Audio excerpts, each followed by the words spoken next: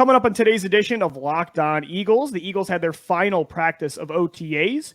They will not be on the field now until training camp. We'll recap that. Plus, we start our new series, A Beef History, going through all of the most important and biggest inside controversies throughout Eagles history. That's coming up on this edition of Locked On Eagles. You are Locked On Eagles, your daily Philadelphia Eagles podcast. Part of the Locked On Podcast Network, your team every day.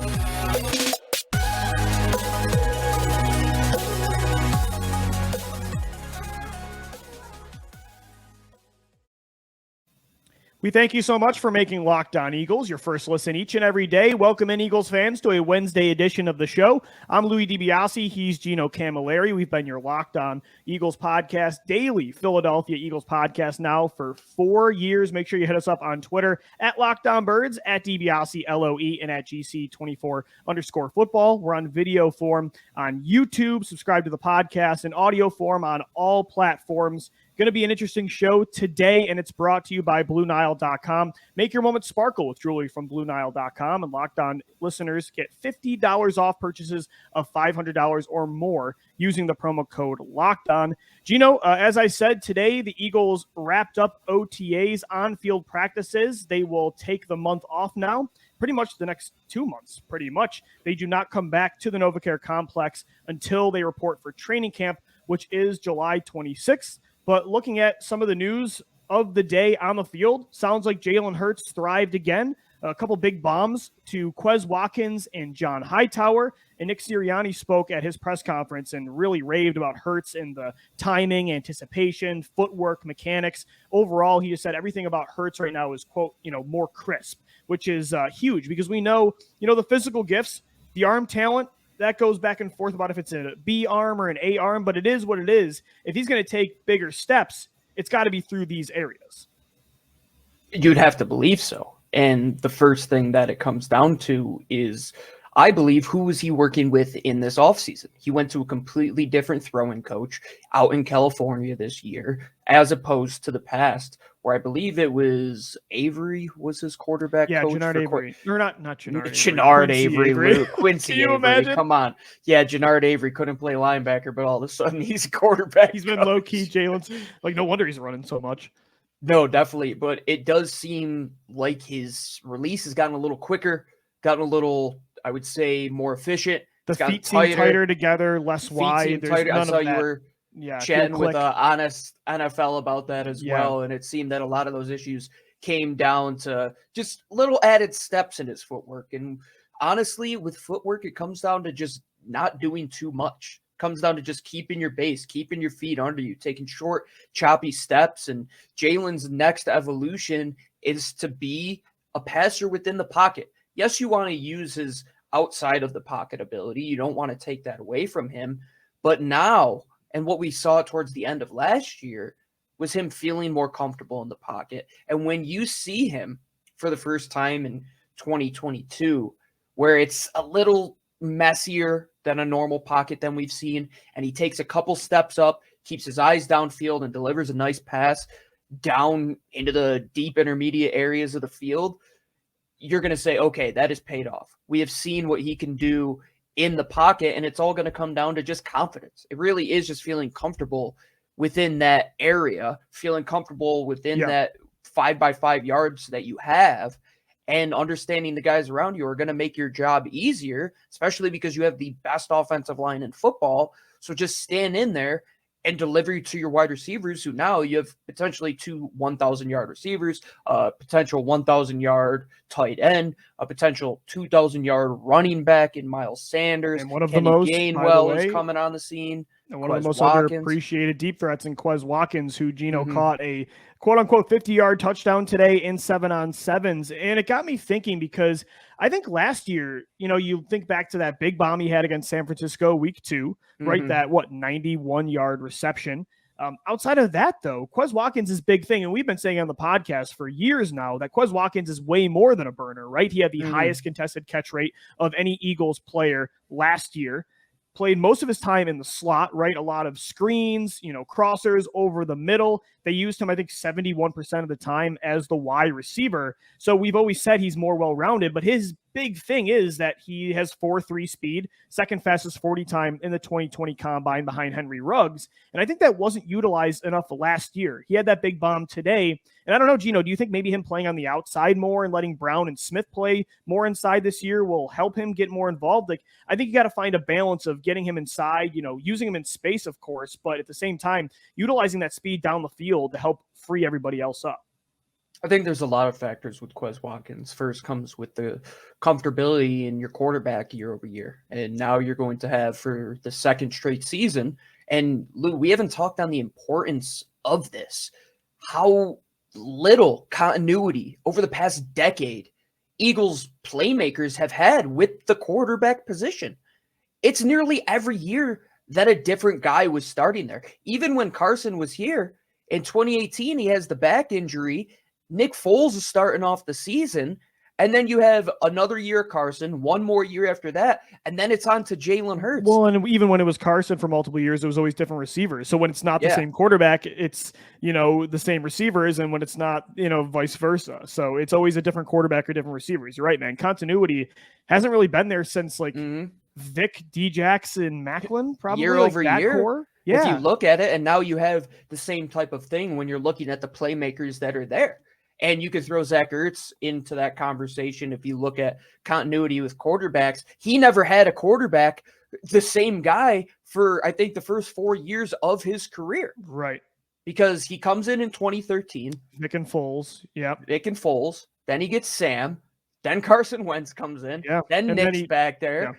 Yeah. And then he plays with Jalen Hurts to round out his career. So to have these playmakers, especially a guy like Quez, where his game, and you talked about it outside of the downfield burner element, the rhythm passing, go down the field and know when your quarterback's deep ball is going to deliver into your hands, that takes a lot of reps.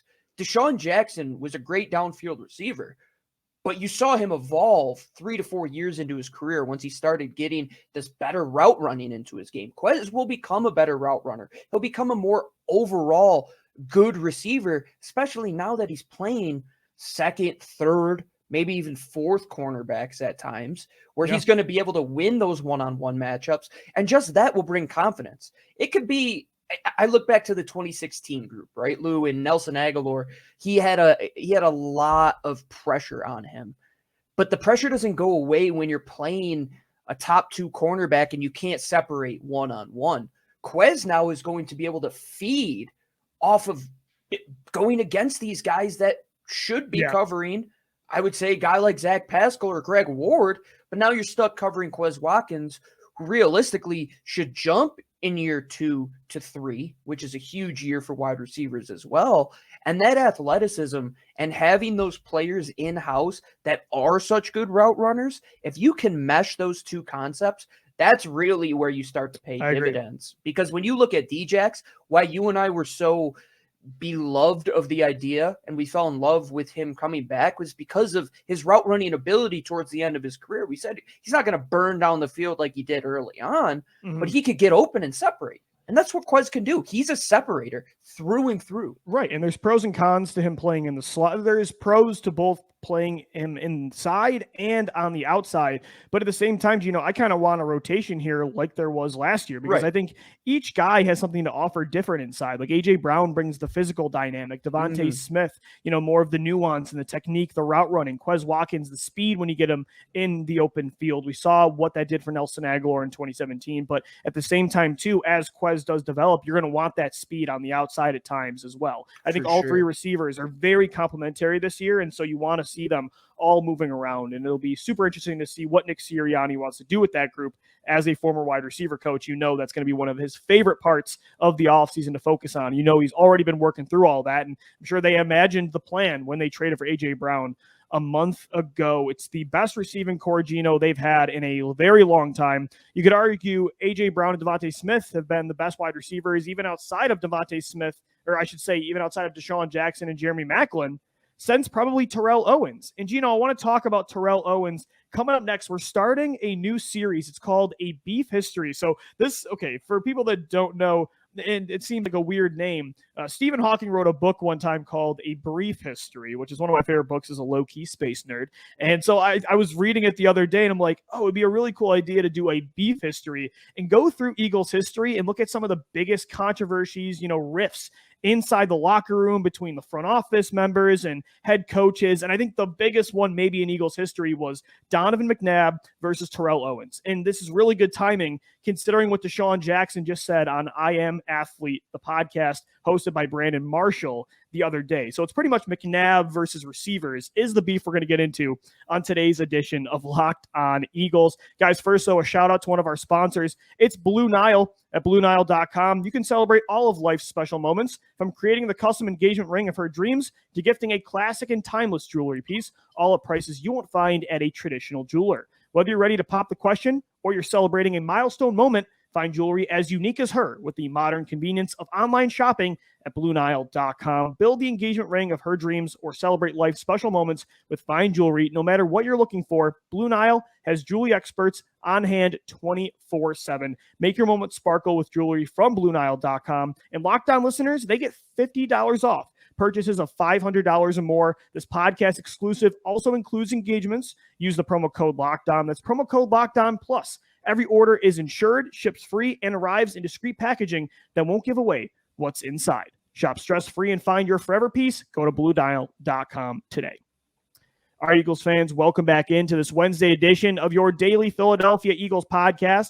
It's Locked On Eagles. And guys, we have an important favor to ask you. We put together a survey so we can learn more about our listeners like you and make your favorite Locked On podcast even better. This is your opportunity to tell us what you like and don't like about the shows. Go to LockedOnPodcast.com/survey right now to get started. It won't take very long, and everybody that completes a survey can qualify for a chance to win one of 10 $100 Ticketmaster gift cards, which is huge considering how much gift cards are right now. To take our audience survey, go to LockedOnPodcast.com/survey. We thank you so much for your help.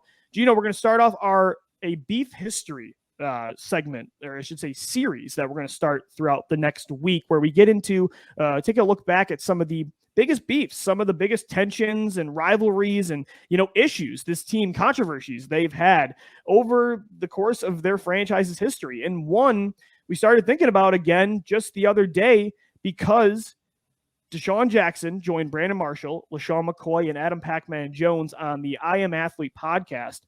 And he was talking about how Donovan McNabb in 2009 told Michael Vick that when DeSean Jackson that year became the first player to ever be named to the Pro Bowl at two different positions, as a receiver and as a punt returner, McNabb told Vick that he didn't think DeSean Jackson deserved it. And so this got me thinking about, man, it's funny because you look at McNabb's career. Most of his career, he had to deal with a severe lack of star weapons. Gino, listen to these receiving leaders that he had, wide receivers that had the most yards on his team from 1999 to 2003, before T.O. came in. It was Torrance Small in 99 with 655 yards. 2001, it was James Thrash at 833. 2002, Todd Pinkston at 798. 2003, Todd Pinkston at 575. And yet the two receivers that were Hall of Fame level when it comes to talent, T.O. and DeSean Jackson, he couldn't make things work with them. Right? I mean, it's kind of crazy how McNabb, and maybe it just, again, it sucks that it shows maybe the insecurities he's always had, but, now we know about the beef with DeSean Jackson too. It's like, why couldn't this guy make it work with the receivers that this team could never get him? And the two guys he got, it just didn't work. We'll start off with a continuing conversation of the guys that were there with those receivers that you had mentioned already. James Thrash was in the mix. You had Chad Lewis at tight end, who he was a 500 to 600 yard guy. Deuce Staley was involved in the pass game a little bit. Brian Westbrook started to get involved once he was drafted more. Freddie Mitchell, can't forget about Fred X, baby. I mean, he was another guy, by the way, though, that has talked a lot of crap about Donovan. He has backed up T.O. So that add it to the list as well. Yeah. So then 2004 comes around, and we know what happened in the 3 previous years. You get to the Mecca, the game before the Mecca, the penultimate game, the NFC Championship, and you lose in ways that were not in an offensive light. You lost because you didn't score points. So What did you have to do? You had to be one of the first teams at the turn of the 20th century or 21st century that had to go out and pay a top receiver. And if you look, he was the missing piece. He was, and the way that that's going is how teams recently are looking at it, with Tyreek Hill going to Miami. You look at the Eagles at trading for A.J. Brown. It's always finding that next star receiver, that next guy that's going to put you over the edge. Terrell was that guy. We can't forget the great Antonio Freeman, who was here for 1 year. I want to get an Antonio Freeman jersey. He had a great season, 600 yards in Philadelphia after he played with Brett Favre for a majority of his career. But besides that, 2004 was the Terrell Owens show, and he backed it up in every single way. He's the first 1,000-yard receiver they had since the turn of the century. He was the only guy that led them to a Super Bowl out of their entire group. The rest of them only made it to the NFC Championship game, and the one denominator that wasn't common across those other 3 seasons was Terrell Owens. Right. And then it was only 1 year, not even a full calendar year, did we get to see what could have been. And by the way, it was going into the next year, man. It was electric on the field when the two were together. It absolutely was. And with McNabb and Djax too, from 2008 and 2009, those two on the field had a lot of chemistry. It worked production-wise when the two were out there. And it makes sense. All 3 of them are some of the greatest at their positions of all time. But, and again, this is not letting T.O. off, because Terrell Owens has had issues pretty much outside of Buffalo everywhere he's went. So he's as much at his fault as McNabb is. Like, this is a very 50-50 thing. Like, this isn't like some other, beefs in Eagles history where I kind of side with one guy over the other. Like, going back now, I do not side with Chip Kelly, and I don't side with Howie at times. But with this one, it's like it was on both of you, and neither one of you want to admit it to this day. Donovan McNabb and T.O. do not like each other, and they still talk bad about each other. So again, it was kind of inevitable seeing these two characters, but again, especially T.O., but McNabb didn't even really try to deal with it, Gino, to make it work. Like, everybody knew when T.O. came from San Francisco, the reputation he had, the kind of attitude he had, and the kind of personality he was. And I remember the first time ever I was watching that documentary where T.O. was talking about it. The first time he finally spoke up that McNabb missed him on a throw, McNabb told him in the huddle to shut the F up. Like, the first time, he didn't even try to show any patience or try to make it work. Be the bigger guy, be the leader, be the quarterback, and say, look, I have a Hall of Fame level player here. And yes, is he hard to work with at times, but I got to make this work because he's the missing piece. He wasn't willing to take that on himself like some other guys would, to sacrifice. And that's what DeSean Jackson even said on his podcast the other day. Like, McNabb was never the fall guy. He would kind of always point the finger. And that's kind of disappointing to hear now by a lot of people. Even LaShawn McCoy confirmed it. Like, he was agreeing with Jackson on that show. That sucks, because McNabb's the most accomplished quarterback, quality, throughout a long period of time in your franchise's history. And I think it's really telling, the quarterback that beat him in the Super Bowl, Tom Brady. Sure. When you talk about the quarterback position and having to let your ego go, Tom is the king of doing that. He made it work with Randy Moss. He knows he's the best quarterback on the planet. Like, people, we know that Tom thinks that. Tom Brady's a great example. He made it work with Randy Moss and Antonio Brown. He wanted on his team twice. And Bill Belichick, arguably the hardest guy in the National Football League to work with. He got it done for nearly 2 decades. And you have to put your ego aside a little bit at times. And Donovan never did that. And that's the one thing that when I look back, I love Donovan. You see all the painting. I'll point it out again here. I got a bunch more upstairs too. Donovan was my guy coming out of Syracuse. At Syracuse, he did everything. He led that team somewhere they never had been before. And since then, have never even come close to. He was the guy in his first few years in Philly after dreadful seasons prior to Donovan McNabb. It was bad. He comes here. He turns it all around. They just can't get to that next step, which is the Super Bowl. And he couldn't accept that it does take more than one person. And not just Terrell. They had to go out and sign Javon Curse to a massive deal as well. That was the very first time we got a little taste of a quote-unquote dream team-like environment where you're bringing in 2 in their prime of their career stars in the National Football League. And Javon Curse, he was one of the best defensive ends we've ever seen. Puts his ego aside. That defense continues to do what it does. They knew that they had a missing piece, which was the defensive end. You saw that it carried them for multiple years. You look at the offense, when you had to get it done, look at what side of the ball dropped the ball, no pun intended, in that Super Bowl, Lou. It was the offense. The defense held Tom Brady to sub 30 points. And the Patriots stole their playbook too, so they were against the ball as well. But Donovan McNabb couldn't put his ego aside for one game, man. Like, if he just doesn't throw one interception, they win that Super Bowl. I think it was the insecurities. And again, you can see why a person is the way they are, but that doesn't always excuse the behavior. You know what I mean? Oh, no. There was a whole book that I read about even like Michael Vick and the whole dogfighting issue. And it's like, well, look, here was like the culture he grew up in, all this stuff. I'm like, sure. But eventually when you're exposed to normal society to a certain degree, you eventually know right and wrong. You know what I mean? Like there's all these documentaries about, and this is a crazy analogy, but like, you know, the murder mysteries and all that. It's like, here's why they were the way they are. It's like, okay, but it still doesn't excuse you to be this way. Yeah. To go crazy back to Donovan McNabb. I'm sorry for that analogy, but you get my point. No murder. Yeah, that was maybe not the choice to use. But with McNabb, it's like, I get it. The minute this guy was drafted, he was booed, right? The whole "we want Ricky" thing. And he was never revered in Philadelphia, still to this day, the way that most quarterbacks that are the most accomplished in their team's history, that, you know, his number is retired in the rafters of the Link.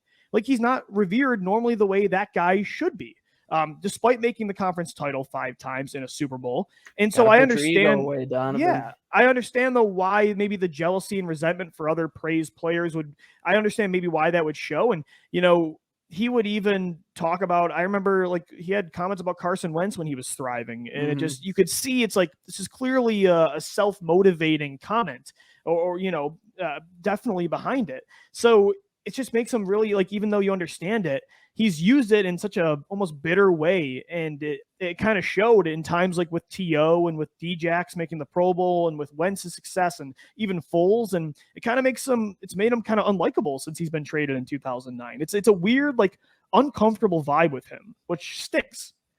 Lou, I know we always talk about Built Bar. I know in the past we've talked about how delicious anything that they make involving brownie is. Well, guess what, folks? They have one-upped any bar that they have ever made.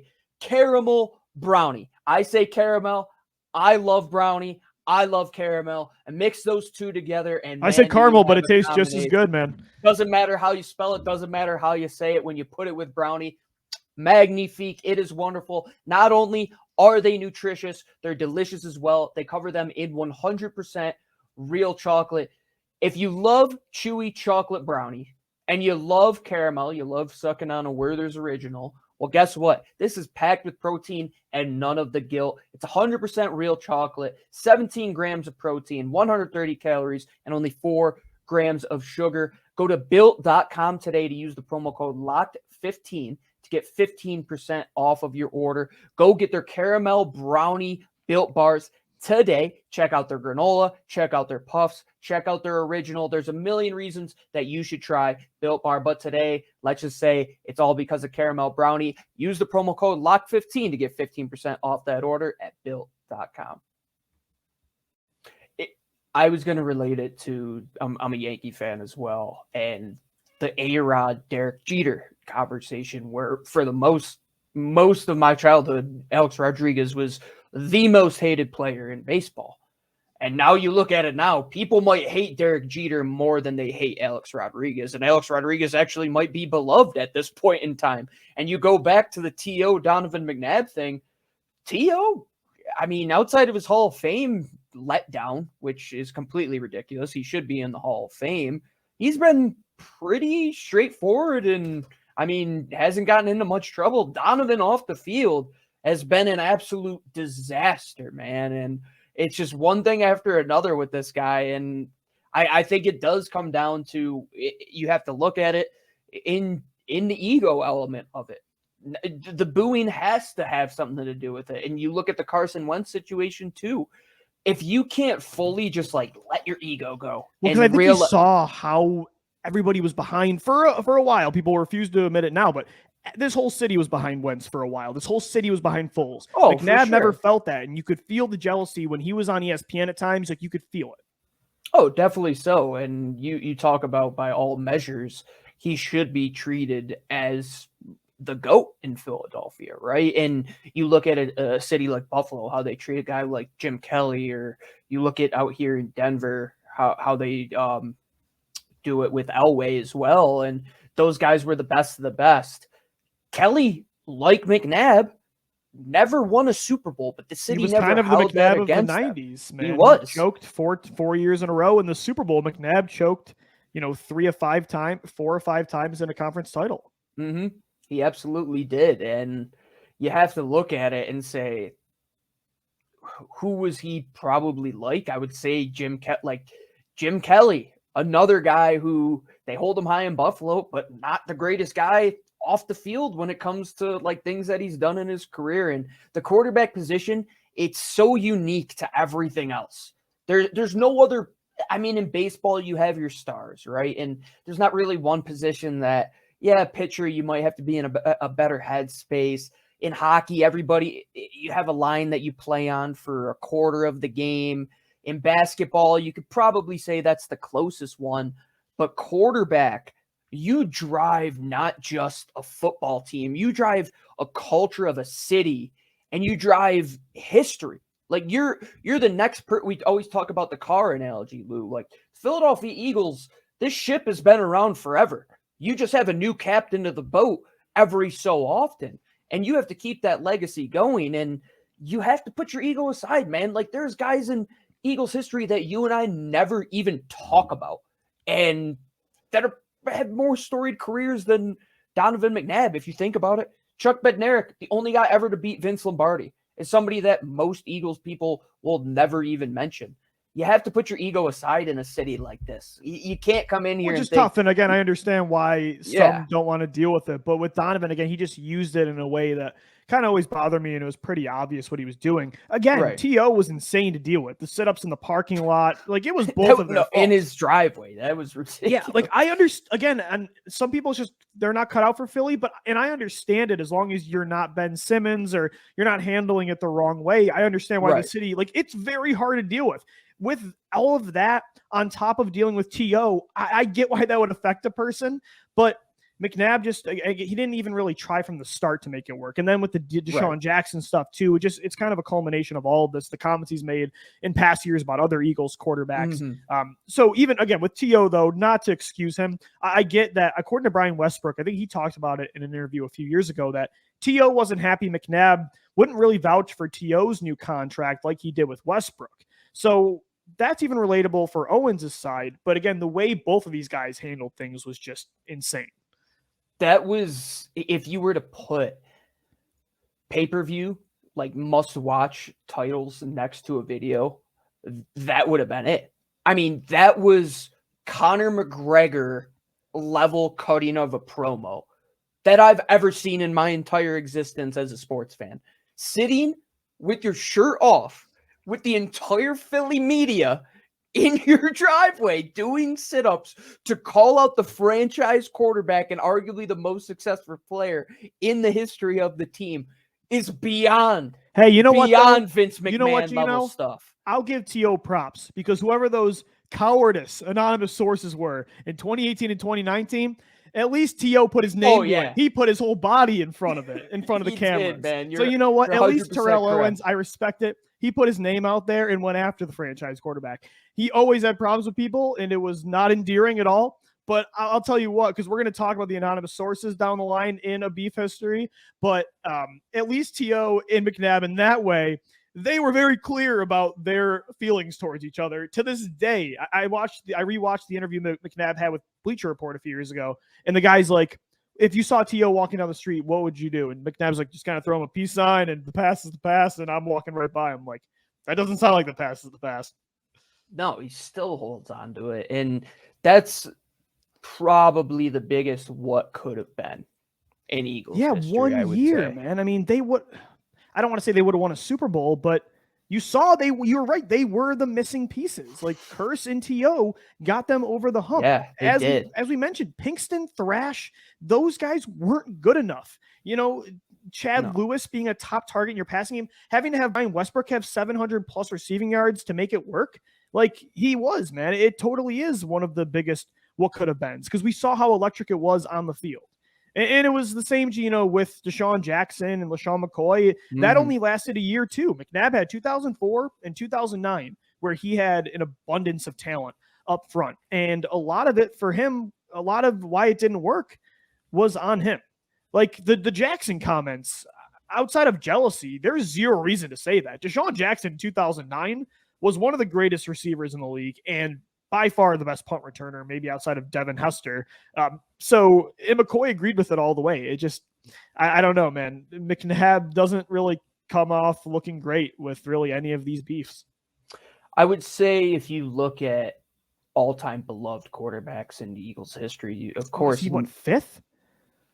No. I was just going to say, like, what makes these guys similar? You look at Jaws, right? Western New York guy, inducted into the Eagles Ring of Honor, of course. I mean, one of the best quarterbacks in team history. You look at Nick Foles. You look at Harold. Like, Harold was the best. What am I saying? Harold. I'm thinking about Randall Cunningham, who's throwing to Harold Carmichael. Excuse me, folks. Cunningham would unfortunately never had Carmichael. No, I know. Oh, yeah. I'm mixing them all up. No, you're good. You're good. You look at those guys, all completely different players, but the one thing that I think separates them, especially Randall, is that he had so much talent, but he just put everything aside and just knew what it took to win in this city.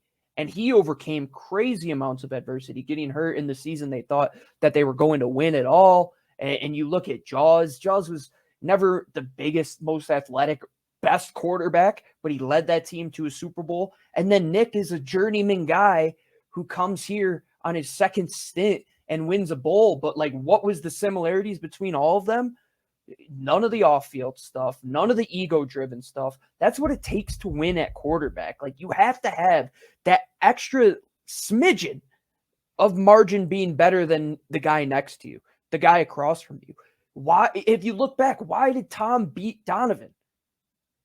We look at this, the storied success of what Tom has done, and again, putting it all aside. And McNabb was a winner. He has some of the longest playoff runs of, consistently. I mean, he went on a tear 4 years in a row, making conference titles, and got back to another one 3 years later in 2008. So it's not like this guy was a complete choke artist. But you're right, man. I think some of these issues we're getting into that led to the beefs with T.O. and DeSean Jackson and other players as well. It did hurt them when they got to that peak, right? And it's not Nick that he's Foles a choke artist. It's great to elite. Like, that level is so minute of what you can do differently, but it stands out in the biggest of ways. I think it makes sense why Nick Foles was able to beat Brady and McNabb wasn't. I think Foles is bizarro McNabb when it comes to all of that personality stuff. But right, Lou, like, didn't matter. Is Nick Foles the most famous person to walk into Philadelphia any given time? Oh, yeah. Absolutely. Would you ever know that about about him? him? In the rafters next to McNabb too. Would you ever know that about Nick, though? That he would be the most famous? He's the guy that has the money, but you never know he spends the money because he's driving around a Honda Civic, right? He's that type of guy. Donovan, he's the guy rolling around in a Ferrari, honking his horn, wanting it to be known that he was so great, right? And if he just settled down a little bit and it's the kid crying for attention because his parents never gave it to him, and the parents is the city of Philadelphia. I know. And so he got into it with his brothers a lot.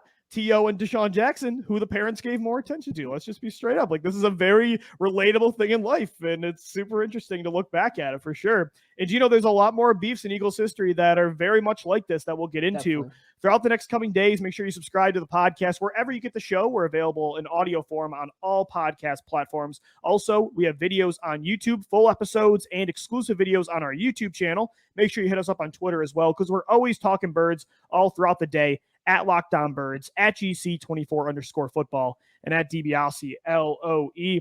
For my co-host Gino Camilleri, I'm Lou DiBiase signing off. Thanks so much for making Locked On Eagles your first listen each and every day. Make sure your second listen is the Locked On NFL podcast. All the news across the league in under 30 minutes. It's free and available wherever you get your shows. As always, thank you for downloading. Thank you for listening, and let's go Birds. Fly, Eagles, fly.